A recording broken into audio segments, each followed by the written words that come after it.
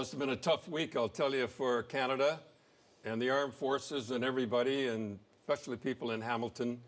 The beautiful Corporal Nathan Cirillo of the Argyle Southern Highlanders.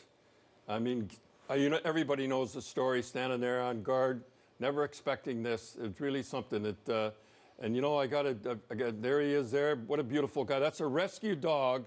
That dog would have been put to death if Nathan hadn't have got a hold of him.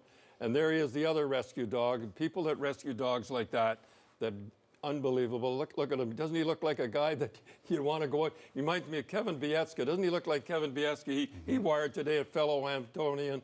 And doesn't he look like a guy you'd like to sit and have a pop with? I'll tell you, it does your heart. Look at that. I'll tell you, boy. And that's Canadians to be proud of. And we have his mother, Kathy, I think, and there he is. There's with Marcus there, with the rescue dog. There's Marcus, the love of his life. And look at what it says across the top. Best son a father could ask for. I'll tell you that breaks your heart like that. And I think we have a picture of Kathy.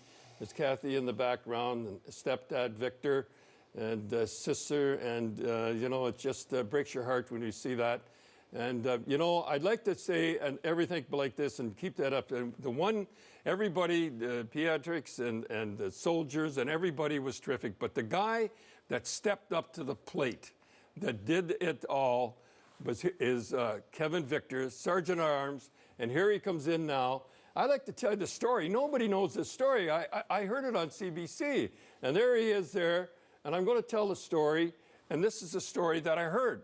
That he heard out in the hall. He heard what was going on. He went to his desk, got his revolver, and he went out in the hall. He went up, and they showed it last night, and nobody knows about it. He went up to a pillar, and he looked around the pillar, and he saw the rifle of the barrel sticking out. And now he's got a little revolver, and this guy's got a gun. And the story is that he fell over, went down, and shot the guy as he went down. I mean, this is unbelievable, and how this story is not told enough. And I'm telling it now, and I saw it on CBC. Terrific. What a guy. Stepped up to the plate and did the job that had to be done. What a guy. I'll tell you, Sergeant at Arms. They really got it, Sergeant at Arms. And also, of course, we have a military fireman, and there he is there. This is the only picture we get of Patrice, Vincent. That's the only picture. You want to keep it very, very private.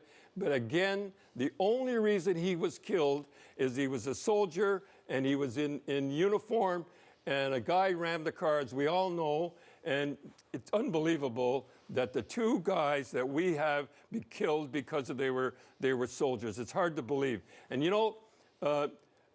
Patrice was really into the Canadian Veterans Affairs, and keep that up there. And by the way, it comes to my mind, it was a little thing in the bottom I read that he gave up all his organs so other people can live. Now that's the kind of guys that were killed, gave up his organs that other people can kill, which is unbelievable. Rescue dogs, and these people are gone. Anyhow, he was in the Canadian Veterans Affairs, and very, very, very hard in that, and that's, as you all know, is to help the families and the veterans and all that. We're going to show the Highway to Heroes. Let's see the Highway to Heroes and everything that's going on like this. Look at these guys, boys. Just make you proud to be a Canadian like that along the Highway of Heroes. We've seen that before. There they are, cars all stopping and everything like that, and everybody lined up and the whole deal.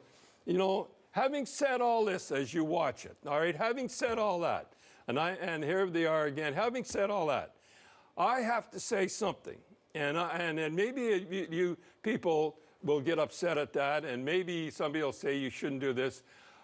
You know what? It's wonderful. Now, I'm not putting anybody down, anybody in the heroes and everything like that, but in about 2 or 3 weeks, you'll all be forgotten. Just like the war in Afghanistan. The war is over. We forget about it now. We'll forget about the wounded guys with no arms, no legs, blinded and stuff like that. We'll go on. Now, all you people out there that you had, watching the parade and you're watching the thing like that, you're putting the flowers down, that's terrific. If you think anything of it, you'll do what you should do. First of all, we'll see what's up here that helps the families. This here You're going to put up 2 banks, put up the money. These here, like here, this you can help here, stand on guard, and that. And the banks, God love them, doing great and everything like that. That's here. Now, coming back to me, if you think so much of them, and I know you do, let's help them. I'm sure Corporal Nathan and Patrice would want you to do this, especially Patrice. Help the wounded. I'm sure they're their brothers. Help the wounded. Help the guys that are trying to get jobs. Help people like that. You know how many suicides there are for the Army right now? You'd be ashamed. All you people out there that were so good, singing the national anthem, putting the flowers, signing the thing, watching the thing, do this and send the money. I know I will. If you don't know how to do that email, there's a phone call. Captain Rick Dumas told me you can get through and you can pick your thing. If you think so much of those guys, and you evidently, I saw it all, call that number and you'll help the guys that are in the hospital right now. And we're going to go out now. Glenn Healy, the piper, wanted me to do this, and here we go.